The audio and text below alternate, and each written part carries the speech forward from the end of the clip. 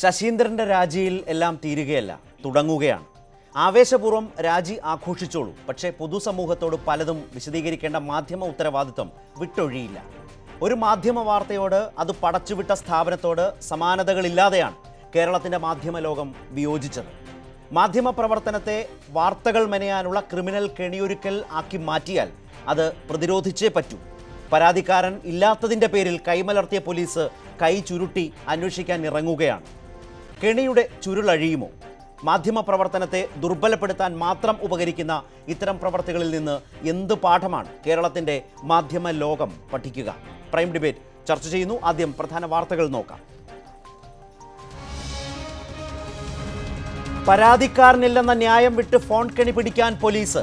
AK ശശീന്ദ്രന്റെ വിവാദ phone സംഭാഷണത്തിൽ police അന്വേഷണത്തിന് ധാരണ. പ്രത്യേക അന്വേഷണ സംഘത്തെ നിയോഗിക്കും. മുഖ്യമന്ത്രിക്കും DGPക്കും കിട്ടിയ പരാതികൾ കൈമാറും.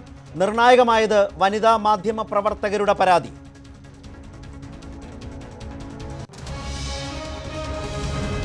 VSന്റെ മൂന്നാർ നീക്കത്തിന് തടയിടാൻ മന്ത്രി MM മണി. പ്രതിപക്ഷത്തിന് നേരെയും അധിക്ഷേപം. പറയാനെന്നും പറഞ്ഞ് അല്ല ഇവിടെ ബാധകമായ കാര്യം നിങ്ങൾ പോയി നോക്കാം. അവിടെ എന്താണ് അങ്ങേര് കുറേ നാൾ പറഞ്ഞുകൊണ്ട് നടന്ന ടാറ്റ 50,000 ഏക്കർ കയ്യേറിയ കാര്യമാണ്. മനസ്സിലായില്ലേ? ഞങ്ങളെ കൊണ്ട് ടാറ്റയുടെ കയ്യേറ്റം പിടിക്കാൻ പ്രത്യേക ദൗത്യ സംഘം രൂപീകരിക്കാൻ മണിയോട് VS. ചിത്തിരപുരത്ത് വൻകിട റിസോർട്ടുകാർ കയ്യേറിയ ഭൂമി ഒഴിപ്പിച്ചു.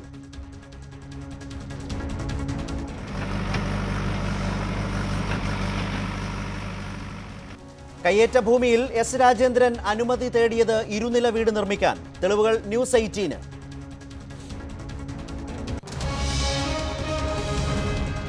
സ്കൂളുകൾ അടച്ചാലും മന്ത്രിക്കെതിരെ സമരം ശക്തമാക്കുമെന്ന വെല്ലുവിളിയുമായി UDF.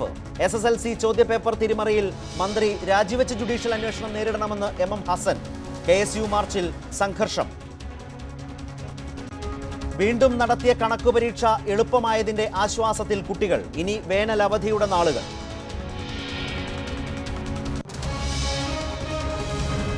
മുത്തലാഖ് സ്ത്രീകളുടെ മൗലികാവകാശ ലംഘനമാണോ എന്ന പ്രശ്നം സുപ്രീം കോടതി ഭരണഘടനാ ബെഞ്ച് പരിശോധിക്കും.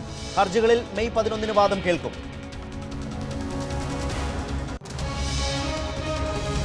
ബിവറേജസ് ഔട്ട്ലെറ്റുകൾ നിലനിർത്താൻ അതിർത്തി പുനർനിർണയിച്ചു സർക്കാർ. ഔട്ട്ലെറ്റുകൾക്ക് പഞ്ചായത്ത് അനുമതി നിഷേധിച്ചാൽ താലൂക്ക് അടിസ്ഥാനത്തിൽ മാറ്റാം. പാതയോരത്തെ മദ്യശാലകൾ മാറ്റുന്നത് സംബന്ധിച്ച കേസിൽ സുപ്രീം കോടതി വിധി നാളെ.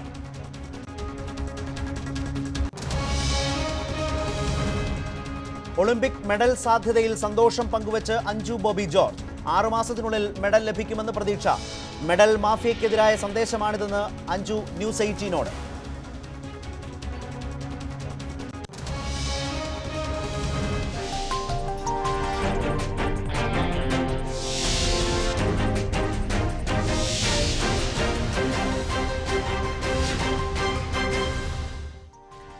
ഫോൺ കെണി പിടിക്കുമോ പോലീസ്?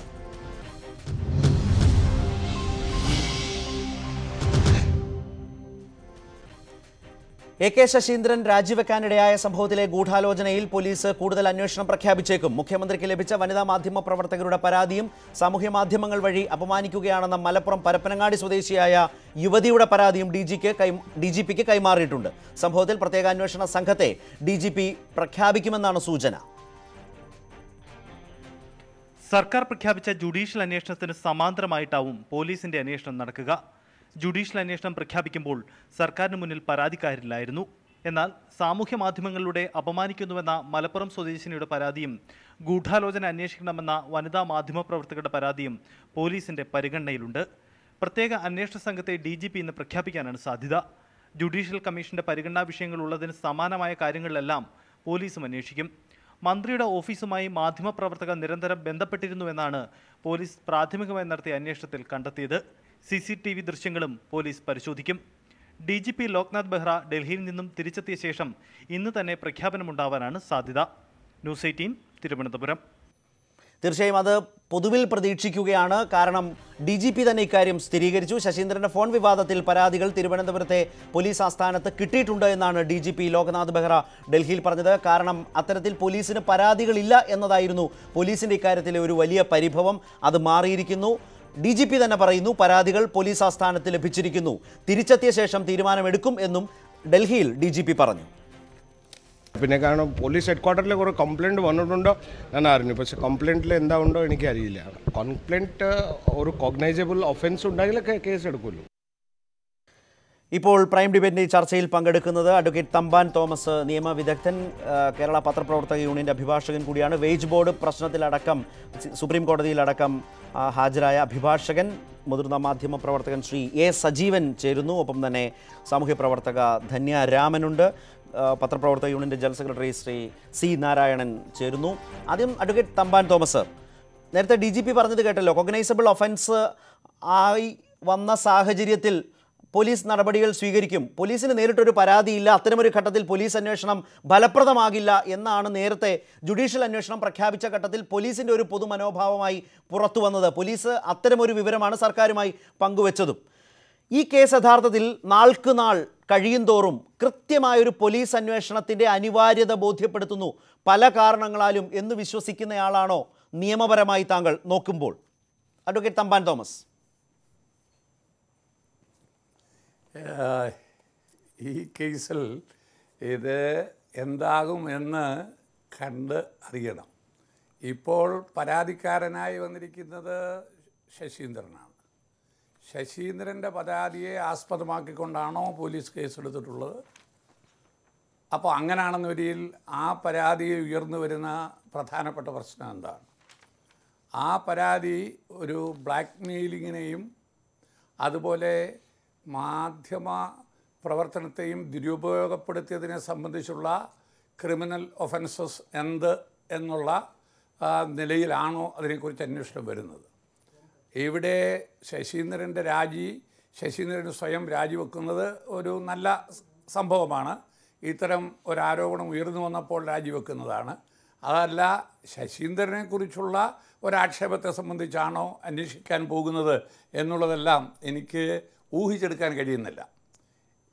ഏതായിരുന്നാലും ശശീന്ദ്രൻ രാജിവെച്ചത് ഒരു നല്ല മാതൃകയാണ്. അതതിന്റെ രാഷ്ട്രീയമായ ധാർമ്മികമായ ഒരു വാദത്തെക്കുറിച്ചാണ് അഡ്വക്കേറ്റ് തമ്പാൻ തോമസ് താങ്കൾ സംസാരിച്ചത്. ഞാൻ ചോദിച്ചത്, ഇപ്പോൾ ഇതുമായി ബന്ധപ്പെട്ട് നടന്നത് എന്താണ്, അല്ലെങ്കിൽ ഉയർന്നു നിൽക്കുന്ന ആക്ഷേപങ്ങളും ആരോപണങ്ങളും എന്താണ് എന്ന് വ്യക്തമാണല്ലോ. ഇപ്പോൾ ശശീന്ദ്രൻ്റെ പരാതി ആയാലും, ഇപ്പോൾ വനിതാ മാധ്യമ പ്രവർത്തകർ മുഖ്യമന്ത്രിയെ കണ്ടിരുന്നു, ആ വഴിക്ക് പരാതി പോയിട്ടുണ്ട്. അങ്ങനെ ഇപ്പോൾ കോഗ്നൈസബിൾ ഒഫൻസാണ്, ഒരു വാറണ്ട് പോലും ഇല്ലാതെ വളരെ ഗൗരവപ്പെട്ട കുറ്റങ്ങൾ ചുമത്തുന്ന കേസുകളിൽ പോലീസിന് നേരിട്ട് അന്വേഷിക്കാം. ഇതിൽ അങ്ങനെ ആക്ഷേപങ്ങൾ ഉയരുമ്പോൾ എഡിറ്റ് ചെയ്ത ശബ്ദരേഖ പ്രക്ഷേപണം ചെയ്യുന്നു. എന്നിട്ട് അത് വളരെ കൃത്യമായി മന്ത്രിയുടെ ലൈംഗിക അതിക്രമത്തിൻ്റെയും അധികാര ദുർവിനിയോഗത്തിൻ്റെയും ഉദാഹരണമായി ചൂണ്ടിക്കാട്ടുന്നു. എന്നാൽ ആ മാധ്യമ സ്ഥാപനം അതിൻ്റെ തുടർച്ചയിൽ അതിൻ്റെ സാഹചര്യങ്ങളെ വിശദീകരിക്കുന്ന തുടർ വാർത്തകളൊന്നും നൽകി തങ്ങളുടെ വാദത്തെ ന്യായീകരിക്കുന്നില്ല ഒരു ഭാഗത്ത്. മറുഭാഗത്ത് അസ്വാഭാവികമാണ്, ഒരു സ്ത്രീയെയും ആ വിധത്തിൽ അപമര്യാദയായി പെരുമാറിയിട്ടില്ല എന്ന് ശശീന്ദ്രൻ പറയുന്നു. ഈ വിവരങ്ങളെല്ലാം ഉണ്ടല്ലോ. അപ്പോൾ ഏതു പരാതി വന്നാലും ഈ വിവരങ്ങളിലേക്ക് കേരള പോലീസിന് പോകാവുന്നതാണോ ഈ അന്വേഷണം ഏറ്റെടുത്താൽ, അന്വേഷിച്ച് മുന്നോട്ട് പോയാൽ? തീർച്ചയായിട്ടും പോലീസിന് പോകാവുന്നതാണ്. കാരണം അതൊരു കോഗ്നൈസബിൾ ഒഫൻസാണ്. ഇനി അതിൻ്റെ അന്വേഷണം തുടങ്ങിക്കഴിയുമ്പോൾ മാത്രമേ ബാക്കി എന്തെല്ലാം കാര്യങ്ങൾ അതിൽ വരും എന്ന് നിജപ്പെടുത്താൻ കഴിയുകയുള്ളൂ. അപ്പോൾ അവസാനം വരുമ്പോൾ വാദി പ്രതിയാകുമോ അതോ പ്രതിസ്ഥാനത്ത് ആര് വരും, ഇതെല്ലാം ഇനിയുള്ള അന്വേഷണത്തിൽ നിന്നാണ് ഉയർന്നു വരേണ്ടത്. ഇതേ അവസരത്തിൽ തന്നെ തൻ്റെ ധാർമ്മികത സ്ഥാപിക്കാൻ കഴിയുമെന്നുള്ള വിശ്വാസത്തിൽ ഒരു ജുഡീഷ്യൽ അന്വേഷണം ഗവൺമെൻറ് പ്രഖ്യാപിച്ചിട്ടുണ്ട്. ഈ ജുഡീഷ്യൽ അന്വേഷണവും പോലീസ് അന്വേഷണവും തമ്മിൽ ഉണ്ടാകുന്ന കോൺട്രഡിക്ഷൻ എന്താകും എന്നുള്ളത് അന്വേഷണത്തിലൂടെ വരുന്ന കാര്യങ്ങളെ ആസ്പദമാക്കിയാണ് നമുക്ക് മനസ്സിലാക്കാൻ കഴിയുക. ഇവിടെ അതിനേക്കാൾ വളരെ മൗലികമായ ചില കാര്യങ്ങൾ ഉയർന്നു വന്നിട്ടുണ്ട്. പത്രപ്രവർത്തന രംഗത്ത് നടത്തിയ ഇത്തരം ഒരു കടന്നുകയറ്റം, ആ പത്രം ഒരു ധാർമ്മികതയല്ല, പത്രത്തിൻ്റെ ഉടമ അല്ലെങ്കിൽ മാധ്യമ ഉടമ തന്നെ അതിനെ ഏത് തരത്തിൽ കൈകാര്യം ചെയ്തു എന്നുള്ളത് ഇന്ന് ഒരു പ്രധാന ചർച്ചാ വിഷയമായി സമൂഹ മധ്യത്തിൽ മാറിയിട്ടുണ്ട്.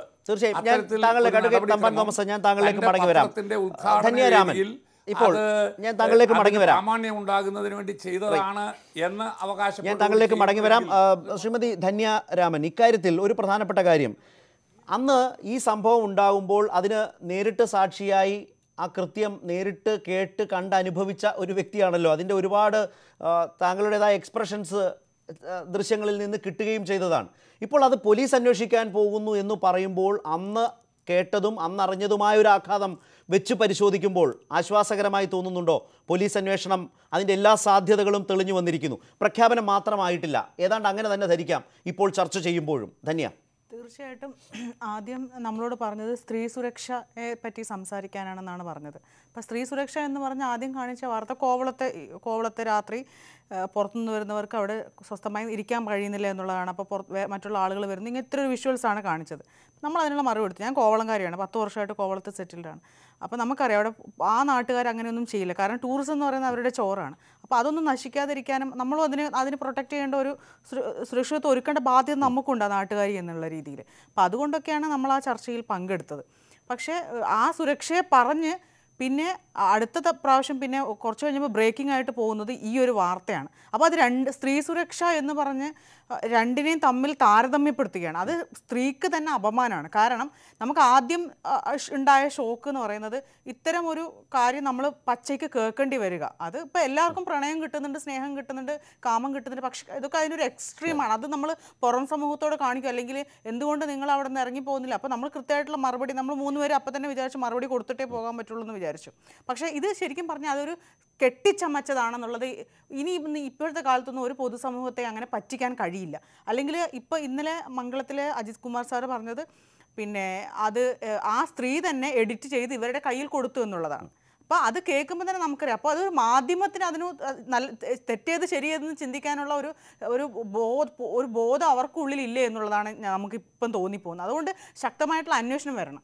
പിന്നെ ഈ ജുഡീഷ്യൽ എൻക്വയറി എന്നൊക്കെ പറയുന്നത് ഇതൊക്കെ ഒരു ഇത്രയും കാലം വന്ന ജുഡീഷ്യൽ എൻക്വയറിയിൽ വെറും ശുപാർശകൾ മാത്രമേ ഉണ്ടായിട്ടുള്ളൂ. ആരെയും കാര്യമായിട്ട് അതിനുള്ള ഒരു നല്ല റിസൾട്ട് ഉണ്ടായിട്ടില്ല. അതുകൊണ്ട് തന്നെ പോലീസ് അന്വേഷണത്തിൽ എത്ര സ്വാധീനമുള്ള ആളായാലും ഇത് കൊണ്ടുവന്നില്ലെങ്കിൽ മറ്റു മാധ്യമങ്ങൾക്കും കൂടി ഇതൊരു ചീത്തപ്പേരാണ്. പ്രത്യേകിച്ച് എസ്പെഷ്യലി ഇത്രയും ഇഷ്യൂ ഉണ്ടായ സ്ഥിതിക്ക് വനിതാ മാധ്യമ പ്രവർത്തകരെ ഇപ്പം തന്നെ അവരെ ഹരാസ് ചെയ്യുന്ന രീതിയിലുള്ള പല വിഷയങ്ങൾ ഉണ്ടായിട്ടുണ്ട്. പല മാധ്യമ സുഹൃത്തുക്കൾ അത് പുറത്ത് പറഞ്ഞില്ലെങ്കിൽ എന്നോട് അടുപ്പുള്ള സുഹൃത്തുക്കളൊക്കെ എന്നെ വിളിക്കുന്നുണ്ട്. ധന്യയിലേക്ക് മടങ്ങി വരാം. ശ്രീ എ സജീവൻ, ഇപ്പോൾ ഈ അടുത്ത കാലത്ത് ഈ രീതിയിൽ ഇതിൻ്റെ ഒരു ചെറിയ ഷെയ്ഡായി നമ്മൾക്ക് കാണാവുന്നതാണ്. തെരഞ്ഞെടുപ്പ് കാലത്ത് മാതൃഭൂമി ന്യൂസിലെ ഒരു വനിതാ റിപ്പോർട്ടറുടെ ഒരു ടെലിഫോൺ സംഭാഷണം പുറത്തു വന്നു. ഒരു പ്രാദേശിക ലേഖകനെ ആ തെരഞ്ഞെടുപ്പിൽ മത്സരിക്കുന്ന ഭർത്താവിന് വേണ്ടിയോ മറ്റോ സ്വാധീനിക്കാൻ ശ്രമിക്കുന്നതുമായി ബന്ധപ്പെട്ടൊക്കെയാണ് ആ ടെലിഫോൺ സംഭാഷണം പുറത്തു വന്നത്. പക്ഷേ അന്നുണ്ടായ ഒരു വലിയ പ്രത്യാശ പകർന്നൊരു സംഭവം, ആ മാധ്യമപ്രവർത്തക തന്നെ രാജിവെച്ച് ജോലിയിൽ നിന്ന് പുറത്തുപോയി. ആ സ്ഥാപനവും അതിനെ ന്യായീകരിച്ചും പിന്തുണച്ചും, അല്ലെങ്കിൽ ആ പ്രവർത്തനത്തെ, ആ മാധ്യമപ്രവർത്തകയെ പിന്തുണച്ചുകൊണ്ടും ഒരു നിലപാട് പരസ്യമായി സ്വീകരിച്ചതുമില്ല. അതുകൊണ്ട് തന്നെ അത് അതിൻ്റേതായ വഴിക്ക് പോയി. ഞാൻ ഏറ്റവും അവസാനം ഉണ്ടായ സമാനമായ ഒരു സാഹചര്യത്തെ സൂചിപ്പിച്ചു എന്ന് മാത്രം. പക്ഷേ ഇവിടെ വ്യത്യസ്തമാണ് സാഹചര്യം. ഇവിടെ മാധ്യമ വാർത്ത വരുന്നു, ആ റിപ്പോർട്ട് മാധ്യമ സ്ഥാപനം ഒന്നടങ്കം, ഇപ്പോൾ മംഗളം അത് പൂർണ്ണമായും ശരിയാണ് എന്ന് ധരിച്ചുകൊണ്ട് വിശദീകരിച്ചുകൊണ്ടേ മുന്നോട്ട് പോകുന്നു. അവിടെയാണ് പൊതുസമൂഹമാകെ കൃത്യമായി വിയോജിക്കുന്നത്. പൊതുസമൂഹത്തിൻ്റെ സംശയങ്ങൾക്കും ചോദ്യങ്ങൾക്കും ഒരു മറുപടിയും ആ ശബ്ദരേഖയ്ക്കപ്പുറം നൽകാൻ നാളിതുവരെ കഴിഞ്ഞിട്ടില്ല. ഇതാണ് ഇതിൻ്റെ സാഹചര്യം. ഇപ്പോൾ പോലീസ് അന്വേഷണം വരാൻ പോകുന്നൊരു സാഹചര്യം വന്നാൽ എവിടേക്കാണ് യഥാർത്ഥത്തിൽ ഈ പ്രശ്നം നീങ്ങാൻ പോകുന്നത് എന്നൊരു പ്രധാനപ്പെട്ട ചോദ്യം എല്ലാവരുടെയും മനസ്സിൽ ഉണ്ടാവില്ലേ? ശ്രീ സജീവൻ.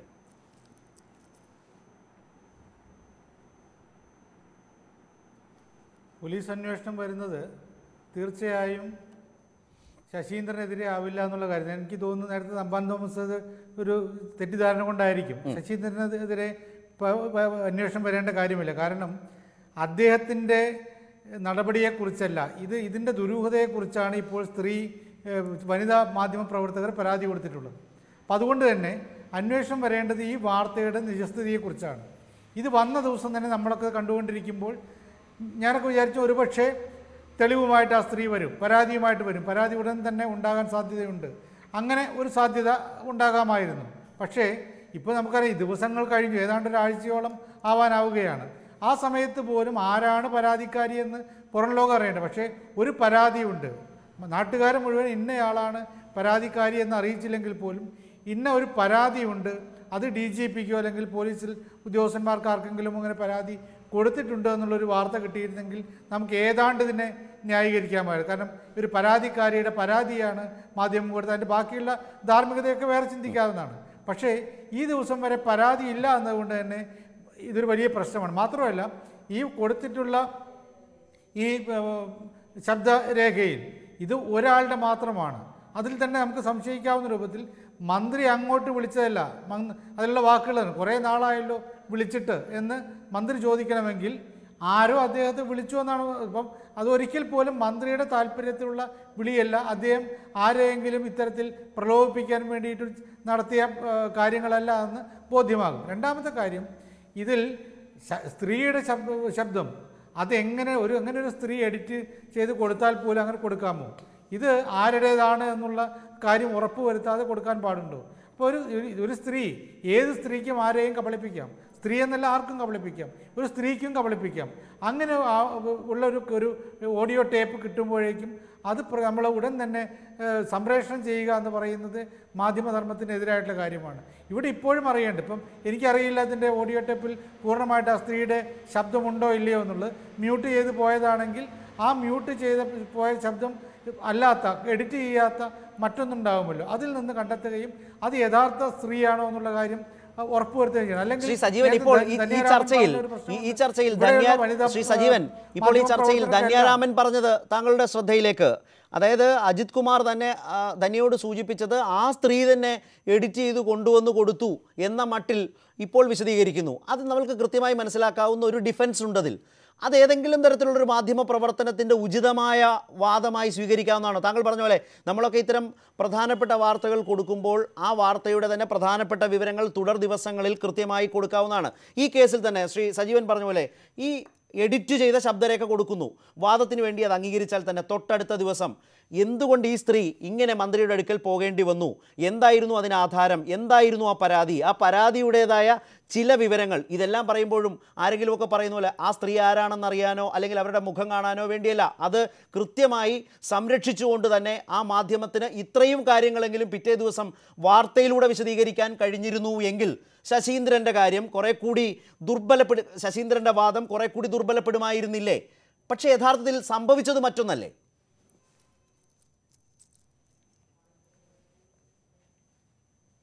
തീർച്ചയായിട്ടും ഇത് പിറ്റേ ദിവസം ഒരു പരാതിക്കാരി ഉണ്ടാവുക. താങ്കൾ പറഞ്ഞതുപോലെ തന്നെ ഈ പരാതിക്കാരി ആരാണെന്നോ അവരുടെ മുഖമോ നമുക്ക് താല്പര്യമില്ല. പക്ഷേ ഈ പരാതി കൃത്യമായിട്ടുള്ള പരാതിയാണ്, ജെന്യുവിനായിട്ടുള്ള പരാതിയാണ് എന്ന് സമൂഹത്തെ ബോധ്യപ്പെടുത്തേണ്ട ചുമതല ഈ വാർത്ത കൊടുത്ത മാധ്യമ സ്ഥാപനത്തിനുണ്ട്.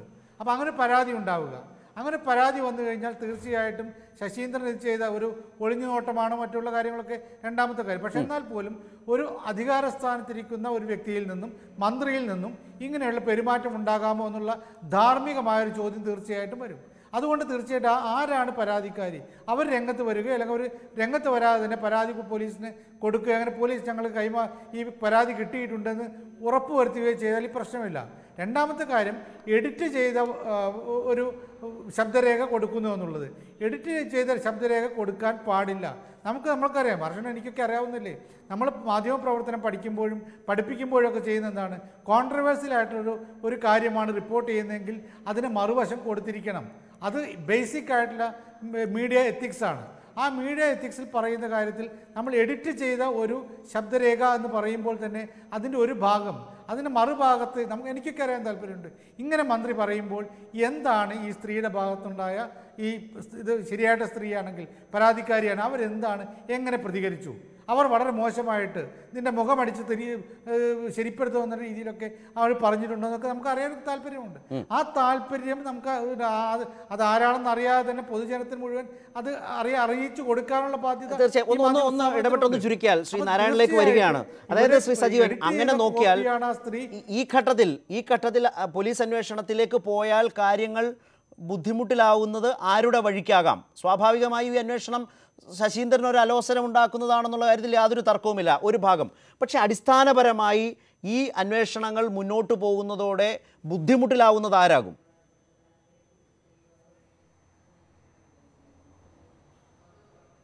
തീർച്ചയായിട്ടും നാരായണനിലേക്ക് വരാം. ശശീന്ദ്രൻ എന്നോട് മോശമായി പെരുമാറി എന്ന സജീവൻ താങ്കളോട് ഈ ശശീന്ദ്രനെതിരെ ആവാൻ സാധ്യതയില്ല. കാരണം ശശീന്ദ്രനെതിരെ ഒരു പരാതി ഇപ്പോഴും നിലവിലില്ല. ഇനിയിപ്പോൾ ഒരു സ്ത്രീ വന്ന് പരാതി കൊടുക്കുന്നു, ശശീന്ദ്രൻ എന്നോട് മോശമായി പെരുമാറി എന്നാൽ പോലും ആ ആ പിന്നെ ഈ ശബ്ദരേഖയുടെ യഥാർത്ഥ രൂപം, അതായത് ഇപ്പോൾ എഡിറ്റ് ചെയ്യാത്ത വേർഷൻ അവിടെ രംഗത്ത് വരാം. അവരെങ്ങനെ പ്രതികരിച്ചു, അവരെന്തിനാണ് ശശീന്ദ്രന് ഫോൺ ചെയ്തത്, അല്ലെങ്കിൽ അതിന് മുമ്പേ തന്നെ പലതവണ ശശീന്ദ്രന് ഫോൺ ചെയ്ത് ഈ പ്രശ്നങ്ങൾ വരും. ഇപ്പോഴുള്ള പ്രധാനപ്പെട്ട പ്രശ്നം ഈ അന്വേഷണം വരുന്നത് മാധ്യമധർമ്മത്തിനെതിരെയായിരിക്കും. അത് ഇങ്ങനെ ചെയ്യാമോ എന്നുള്ളത് തന്നെയായിരിക്കും. ഇത് ചെയ്തതിൻ്റെ ഒരു ന്യായത്തിലേക്കും അതിലെ അധാർമികതയിലേക്കുമായിരിക്കും അന്വേഷണം പോവുക. തീർച്ചയായും അത് വിശദീകരിക്കേണ്ട ഒരു വലിയ ഉത്തരവാദിത്വത്തിലേക്ക് ആ സ്ഥാപനം നീങ്ങും എന്ന കാര്യത്തിൽ സംശയമില്ല. ശ്രീ നാരായൺ, പത്രപ്രവർത്തക യൂണിയൻ്റെ ജനറൽ സെക്രട്ടറി എന്ന നിലയിൽ, പക്ഷേ ആവർത്തിച്ച് CEO ആർ അജിത് കുമാർ പറയുന്ന ഒരു പ്രധാനപ്പെട്ട കാര്യമുണ്ട്. ഇതിൻ്റെ വിശദാംശങ്ങൾ ഞങ്ങൾ ജുഡീഷ്യൽ കമ്മീഷന് മുമ്പാകെ ഹാജരാക്കിക്കൊള്ളാം എന്ന വിശദീകരണമാണ് ആവർത്തിച്ച് നൽകിക്കൊണ്ടിരിക്കുന്നത്. പക്ഷേ കേരളത്തിൻ്റെ ഒരു മാധ്യമ ചരിത്രത്തിൽ ഇങ്ങനെ ഒരു നിലപാട്, ഇപ്പോൾ പത്രപ്രവർത്തക യൂണിയൻ അടക്കം ഇങ്ങനെ പരസ്യമായി ഈ വാർത്തയെ വിമർശിക്കുക, ആ വാർത്തയോട് വിയോജിപ്പ് രേഖപ്പെടുത്തുക, അതിൻ്റെ അടിസ്ഥാനത്തിൽ വന്ന ജുഡീഷ്യൽ അന്വേഷണത്തെ സ്വാഗതം ചെയ്യുക, അതേസമയം ഗൗരവപ്പെട്ടൊരു പോലീസ് അന്വേഷണം വേണമെന്നാവശ്യപ്പെട്ട് ആ മാധ്യമ സ്ഥാപനത്തിനും മാധ്യമപ്രവർത്തകർക്കും എതിരായൊരു നിലപാട് പത്രപ്രവർത്തക യൂണിയന് എടുക്കേണ്ടി വരിക. പക്ഷേ നമ്മളിത് പറയുമ്പോൾ പണ്ട് വ്യാജരേഖ കേസുണ്ടായ ഒരു കാലത്തു പോലും അന്നത്തെ പോലീസ് അന്വേഷണത്തെ എതിർത്ത ഒരു നിലപാടാണ് അന്നത്തെ യൂണിയൻ സ്വീകരിച്ചത്. പക്ഷേ ഇന്ന് യൂണിയൻ തന്നെ അന്വേഷണം ആവശ്യപ്പെട്ട് ഇതിനോട് വിയോജിപ്പ് രേഖപ്പെടുത്തുന്നു. കേരളത്തിൻ്റെ പൊതുബോധം വിശ്വസിക്കുന്നതിന് വിരുദ്ധമാണ് പക്ഷേ വ്യാജരേഖ കേസിൽ അന്വേഷണം പോയത്. ഒരാളും ശിക്ഷിക്കപ്പെട്ടില്ല, കുറ്റം തെളിഞ്ഞിട്ടുമില്ല, ആ നിലയിൽ കുറ്റം തെളിയാത്തൊരു സാഹചര്യമുണ്ട്. പക്ഷേ ഇതിൽ നിന്നൊക്കെ ഒരു പാഠം യഥാർത്ഥത്തിൽ മാധ്യമലോകം പഠിക്കുന്നുണ്ടോ ശ്രീ നാരായൺ? ശരത്തെ, ഞാൻ ആദ്യം തന്നെ ഒരു ചെറിയൊരു വിശദീകരണം തരാൻ ആഗ്രഹിക്കുന്നത്, ഞങ്ങൾ പത്രപ്രവർത്തക യൂണിയനോ ഞാനോ അതല്ലെങ്കിൽ നമ്മുടെ സഹപ്രവർത്തകരോ ആരും തന്നെ ഏതെങ്കിലും മാധ്യമ സ്ഥാപനത്തിനെതിരല്ല. ഇപ്പോൾ ഇവിടെ ഞങ്ങൾ എടുത്തിരിക്കുന്നൊരു നിലപാട്, അന്വേഷണം നടത്തി അതിൻ്റെ ദുരൂഹത അവസാനിപ്പിക്കാനായിട്ടുള്ള ബാധ്യത യഥാർത്ഥത്തിൽ ഈ നാട്ടിലുള്ള ഭരണാധികാരികൾക്കുണ്ട്. അപ്പോൾ ഈ ഞങ്ങൾ ഒരു അന്വേഷണം ആവശ്യപ്പെടുന്നു എന്ന് പറയുമ്പോൾ ആ അന്വേഷണം ഏകപക്ഷീയമാവരുത് എന്നുള്ള നിർബന്ധം ഞങ്ങൾക്കുണ്ട്. യഥാർത്ഥത്തിൽ ഇത് അല്പം വിശദീകരിക്കേണ്ട ഒരു കാര്യമാണ്. അതായത് ഇപ്പോൾ നേരത്തെ ശ്രീ സജീവൻ പറഞ്ഞതുപോലെ ഇവിടെ വനിതാ മാധ്യമ പ്രവർത്തകരും അതുപോലെ തന്നെ മറ്റു ചില ആളുകളുമാണ് പരാതി കൊടുത്തിട്ടുള്ളതെന്ന് പറയുന്നു. അപ്പോൾ അവർ കൊടുത്തിട്ടുള്ള പരാതി സ്വാഭാവികമായിട്ടും അത് ശശീന്ദ്രന് എതിരായിട്ട് ഉള്ള കാര്യത്തിൽ ശശീന്ദ്രനെതിരായി വരുന്ന രീതിയിൽ ഇതിൻ്റെ ഗൂഢാലോചനയോ അല്ലെങ്കിൽ കാര്യങ്ങളോ അന്വേഷിക്കണം എന്നോ അതോ മാധ്യമ സ്ഥാപനം ഗൂഢാലോചന നടത്തി എന്നുള്ള രീതിയിൽ അത് അന്വേഷിക്കണം എന്നുള്ള രീതിയിലാണോ എന്നെനിക്കറിയില്ല. പക്ഷേ ഞങ്ങളുടെ നിലപാട് യഥാർത്ഥത്തിൽ കേസ് അന്വേഷണം എന്ന് പറയുമ്പോൾ ശ്രീ സജീവൻ പറയുന്ന പോലെ അല്ല മറ്റുള്ളവർ പറയുന്ന പോലെയോ അല്ല. യഥാർത്ഥത്തിൽ രണ്ട് പക്ഷത്തിൻ്റെയും ഭാഗത്ത് ഉണ്ടായിട്ടുള്ള പ്രശ്നങ്ങൾ ഈ കേസിൻ്റെ അന്വേഷണ പരിധിയിൽ അങ്ങനെയാണെങ്കിൽ വരണം. ഇപ്പോൾ മാധ്യമ സ്ഥാപനം ഒരു വാർത്താ ശേഖരണത്തിനിടയിൽ എന്താണ് മാധ്യമ സ്ഥാപനം സ്വീകരിച്ച നടപടികൾ എന്നുള്ളത് അന്വേഷണ വിധേയമാക്കുമ്പോൾ തന്നെ ഈ സംസ്ഥാനത്തെ ഒരു മന്ത്രി എന്നുള്ള നിലയിൽ ശ്രീ ശശീന്ദ്രൻ അദ്ദേഹം ഏത് രീതിയിലാണ് ഈ വിഷയത്തിൽ ഇടപെടുകയും അതുപോലെ തന്നെ സംഭാഷണം നടത്തുകയും സാഹചര്യത്തിലാണ് അത് എന്തുകൊണ്ടാണ് ഇതും അന്വേഷണ വിധേയമാക്കണം. ശ്രീ നാരായൺ, അത് വളരെ കൃത്യമായി നമ്മൾ പ്രത്യേകമായി ചോദിച്ചില്ലെങ്കിൽ പോലും ജാഗ്രതയോടുകൂടി ഒരു പൊതുസമൂഹം നോക്കിക്കാണുന്നുണ്ട്. പക്ഷേ ഇക്കാര്യത്തിൽ മാധ്യമ സ്ഥാപനം മാധ്യമ പ്രവർത്തകർ ഈ വിഷയത്തെ സമീപിച്ചത്, അതേക്കുറിച്ചുള്ളൊരു യൂണിയൻ്റെ നിലപാട് ഇക്കാര്യത്തിൽ എന്താണ്? ഞാൻ നേരത്തെ നിങ്ങൾ തന്നെ കൊടുത്തിട്ടുള്ള പ്രസ്താവനയുടെ അടിസ്ഥാനത്തിലാണ് ഈ രണ്ട് ഡിമാൻഡും മുന്നോട്ട് വെച്ചതിനെക്കുറിച്ച് പറഞ്ഞത്. സ്വതന്ത്രമായ സുതാര്യമായ അന്വേഷണം ഉണ്ടാകുന്നുള്ള കാര്യത്തിൽ തർക്കമൊന്നുമില്ല. പക്ഷേ ഒരു വാർത്ത, ആ വാർത്തയോട് ഇങ്ങനെ വിയോജിക്കേണ്ടി വരുന്നുണ്ടല്ലോ. അങ്ങനെ വിയോജിക്കേണ്ടി വരുമ്പോൾ അതിനെ കൈകാര്യം ചെയ്തതിനെ യൂണിയൻ കാണുന്നത് എങ്ങനെയാണ്? ശരിയായ രീതിയിലാണോ? ഉചിതമാണോ? ക്രിമിനൽ അന്വേഷണം ആവശ്യപ്പെടുന്ന തെറ്റവരുടെ ഭാഗത്ത് സംഭവിച്ചിട്ടുണ്ടോ? ഈ തെറ്റ് സംഭവിച്ചിട്ടുണ്ട് എന്ന് നമ്മൾ തീരുമാനിച്ചു കഴിഞ്ഞാൽ പിന്നെ പ്രത്യേകിച്ച് നമ്മൾ അന്വേഷണം ആവശ്യപ്പെടേണ്ട കാര്യമില്ലല്ലോ. ഈ അന്വേഷണം യഥാർത്ഥത്തിൽ വേണം എന്ന് നമ്മൾ പറയുന്നത് തെറ്റ് കാണുന്നത് കൊണ്ടാണ് ആവശ്യപ്പെടുന്നത്. തെറ്റില്ല എന്ന് തോന്നിയാൽ ശ്രീനാരായൺ തെറ്റ് സംശയിക്കുന്നതുകൊണ്ടാണ്. ആയിക്കോട്ടെ, തെറ്റ് സംശയിക്കുന്നതുകൊണ്ടാണ്. അതെ, തെറ്റ് നമ്മൾ ഒരു സംഭവം ഉണ്ടാകുമ്പോൾ ആ സംഭവത്തിൽ ചില ദുരൂഹതകൾ അടങ്ങിയിട്ടുണ്ട് എന്നുള്ള രീതിയിൽ സമൂഹം ചർച്ച ചെയ്യുമ്പോഴും നമ്മൾ തന്നെ ചർച്ച ചെയ്യുമ്പോഴുമാണ് നമ്മൾ അതിൽ അന്വേഷണം വേണം എന്ന് ആവശ്യപ്പെടുന്നത്. ഇതിൽ നമ്മൾ തന്നെ തെറ്റ് കണ്ടെത്തി കഴിഞ്ഞ ശേഷമല്ല നമ്മൾ അന്വേഷണം ആവശ്യപ്പെടുന്നത്. സ്വാഭാവികമായിട്ട് അന്വേഷണം നടക്കട്ടെ. ഞാൻ താങ്കളിലേക്ക് മടങ്ങി വരാം. ശ്രീ ഗൗരിദാസൻ നായർ ടെലിഫോൺ ലൈനിൽ ചേരുന്നുണ്ട്. ഇവിടെ ശ്രീ ഗൗരിദാസ് നായർ, ഇവിടെ ഒരു പ്രധാനപ്പെട്ട കാര്യം, കേസ് അന്വേഷണം അല്ലെങ്കിൽ അതുമായി ബന്ധപ്പെട്ട കോടതി നടപടികൾ, പ്രശ്നങ്ങളൊക്കെ ഇതിൻ്റെ ഒരു മുൻ അനുഭവം ഞാൻ നേരത്തെ സൂചിപ്പിച്ച വ്യാജരേഖ കേസാണല്ലോ. പക്ഷേ അതിൽ നിന്ന് വ്യത്യസ്തമായി കുറേ കൂടി ജാഗ്രതയോടെ മാധ്യമ ലോകം ഒരു മാധ്യമ ലോകത്തെ വഴിമാറ്റപ്പെടുന്ന അപകടകരമായ ഒരു പ്രവണതയെ തിരിച്ചറിഞ്ഞുകൊണ്ട് അന്വേഷണം ഒന്നിച്ചാവശ്യപ്പെടുകയാണ്. ആ തെറ്റ് ഉണ്ട് എങ്കിൽ അത് തിരുത്തപ്പെടേണ്ടതാണ് എന്ന നിലയിൽ ഒരു ഇടപെടൽ നടത്തുന്നു. എന്ന് വെച്ചാൽ ദുർബലപ്പെടുന്ന നിലയിലേക്ക് മാധ്യമ പ്രവർത്തനം മാറുന്ന അപകടകരമായ പ്രവണത തിരിച്ചറിഞ്ഞുകൊണ്ടാണോ ഇങ്ങനൊരു നിലപാട് സ്വീകരിക്കേണ്ടി വരുന്നത് കേരളത്തിൻ്റെ മാധ്യമ ലോകത്തിന്? ഇവിടെ അടിസ്ഥാനപരമായി രണ്ട് പ്രശ്നങ്ങളിലാണ് ഒരു മാധ്യമ പ്രവർത്തകൻ എന്ന നിലയ്ക്ക് എനിക്ക് ആശങ്കകളുള്ളതും ഈ പ്രശ്നത്തിൽ എൻ്റെതായ അഭിപ്രായം മറ്റുള്ളവരോടൊപ്പം ചേർത്ത് വെച്ചത്. ആ രണ്ട് പ്രശ്നങ്ങളിൽ ആദ്യത്തേത്, പൊതുവിൽ ഇത് മാധ്യമം എന്ന് പറയുന്ന സാമൂഹിക പ്രസ്ഥാനത്തിനെതിരെ, സാമൂഹിക സാന്നിധ്യത്തിനെതിരെ ഉള്ള ഒരു സാമൂഹിക വിമർശനം അല്ലെങ്കിൽ രാഷ്ട്രീയ വിമർശനം ഒക്കെ ആയി മാറുന്ന ഒരു പൊതുവിമർശനമായി മാറുന്ന ഒരു സാഹചര്യം ഇവിടെ ഉണ്ടാകുന്നു. എന്ന് വെച്ചാൽ എല്ലാ മാധ്യമങ്ങളും ഇങ്ങനെയാണ്. നിങ്ങൾ ആ മറ്റേ കാര്യത്തിൽ ഇങ്ങനെ ചെയ്തിട്ട് ഈ കാര്യത്തിൽ വരുമ്പോൾ വേറെ നിലപാട് സ്വീകരിക്കുന്നു. ഇങ്ങനെ തുടങ്ങിയിട്ട് ഈ ഇഴപിരിച്ച് ഈ പ്രശ്നത്തിൽ നിന്ന് ശ്രദ്ധ പോവുകയും മാധ്യമങ്ങളെല്ലാം ഒരുപോലെ കൊള്ളരുതാത്തവരായി ആണ് എന്ന് വരുത്തി തീർക്കുകയും ചെയ്താൽ ഇന്നത്തെ ഇന്ത്യയിലെയും കേരളത്തിലെയും സാമൂഹിക രാഷ്ട്രീയ പശ്ചാത്തലത്തിൽ അത് വളരെ അപകടകരമാണ് എന്ന് ഞാൻ വിചാരിക്കുന്നു. അതാണ് എൻ്റെ ഒരു കാരണം. രണ്ടാമതായി, ഈ സംഭവത്തെ തുടർന്ന് ഇത് ഇപ്പോൾ തന്നെ നിലവിൽ കേരളത്തിലെ ദൃശ്യ അച്ചടി മാധ്യമങ്ങളിലെ വനിതാ മാധ്യമ പ്രവർത്തകർ അവർ നേരിടുന്ന വെല്ലുവിളികൾ ചെറുതല്ല. തൊഴിലിടങ്ങളിലാണെങ്കിലും കൊള്ളാം, തൊഴിൽ ഇടങ്ങൾക്ക് പുറത്തേക്ക് അവർ നടത്തുന്ന എല്ലാ തരത്തിലുള്ള കടത്തിയെല്ലലിനും ആ രണ്ടിടത്തും ഒരുപാട് വെല്ലുവിളികൾ നേരിടുന്ന സ്ത്രീ മാധ്യമ പ്രവർത്തകരെ സംബന്ധിച്ചിടത്തോളം ഇത് ഉയർത്തുന്നത് കുറെ കൂടി ഗൗരവമുള്ള ഒരു പ്രശ്നമാണ്. കാരണം ഈ സ്ത്രീ മാധ്യമ പ്രവർത്തകരോട് ഒരു പുരുഷനോട് സംസാരിക്കുന്ന വിശ്വാസത്തോടെ ഇനി സംസാരിക്കേണ്ട എന്ന തരത്തിൽ ഇതിനകം തന്നെ ഒന്ന് രണ്ട് രാഷ്ട്രീയ നേതാക്കൾ പൊതുവിൽ തന്നെ പറഞ്ഞു കഴിഞ്ഞു. അപ്പോ അങ്ങനെ പറയുന്ന ഒരു കാലഘട്ടത്തിലേക്ക് പോയാൽ നമ്മുടെ മാധ്യമ രംഗത്തേക്ക് കടന്നു വരുന്ന കഴിഞ്ഞ 10-15 വർഷം അല്ലെങ്കിൽ 20 വർഷം കൊണ്ട് മാത്രം കടന്നു വന്ന സ്ത്രീകളുടെ ഈ മാധ്യമരംഗത്ത് ഉറച്ചു നിൽക്കാനുള്ള സാധ്യതകളെ അത് തിരിച്ചടിക്കും എന്ന് ഞാൻ ഭയപ്പെടുന്നു. എന്നെ ഈ രണ്ട് ഭയങ്ങൾ എനിക്കിതിലുണ്ട്. പിന്നെ ഇതില് ഈ പ്രശ്നത്തിന്റെ നാനാവശങ്ങൾ ഇപ്പൊ ഈ ചർച്ചയിലും ഞാൻ കേൾക്കുകയായിരുന്നു. ഈ പ്രശ്നത്തില് തെറ്റിന്റെ സാധ്യത വളരെ ഏറെയാണ് എന്നതുകൊണ്ടാണല്ലോ നാം ഈ ചർച്ച ചെയ്തതും അന്വേഷണത്തിന് പോകുന്നതല്ല. പിന്നെ ഇത് കേരളത്തിലോ ഇന്ത്യയിലോ ആദ്യമായി സംഭവിച്ച ഒരു കാര്യമാണെന്ന് കരുതരുത്. ഇത് മറ്റ് രാജ്യങ്ങളിൽ ഇതേപോലെ തന്നെ ട്രാപ്പ് ചെയ്യപ്പെടുന്ന സന്ദർഭങ്ങളും ഒക്കെ ഉണ്ടായിട്ടുള്ളത് കൊണ്ടാണ്, അതിന്റെ ഓർമ്മകൾ സജീവമായി നമ്മുടെ മനസ്സിലുള്ളത് കൊണ്ടാണ് അങ്ങനെ ആവരുത് മാധ്യമ പ്രവർത്തനം എന്ന നിഷ്ഠയോട് കൂടിയിട്ട് നാം ഇക്കാര്യത്തിൽ അഭിപ്രായം. ശ്രീ ഗൗരിദാസ് നായർ, അക്കാര്യത്തിൽ നമ്മുടെ മുമ്പിലുള്ള ഒരു പ്രധാനപ്പെട്ട അനുഭവം വ്യാജരേഖ കേസാണല്ലോ. എന്തെങ്കിലും ഒരു പാഠം നിർഭാഗ്യവശാൽ കേരളത്തിൻ്റെ മാധ്യമ പ്രവർത്തകർ, താങ്കൾ പറഞ്ഞ പോലെ തെറ്റിൻ്റെ സാധ്യത വളരെ ഏറെയാണ് എന്ന് നമ്മൾക്ക് നല്ല ബോധ്യവും തോന്നലും വരുത്തുന്ന നിലയിൽ ഈ പ്രശ്നം എത്തി നിൽക്കുകയാണല്ലോ.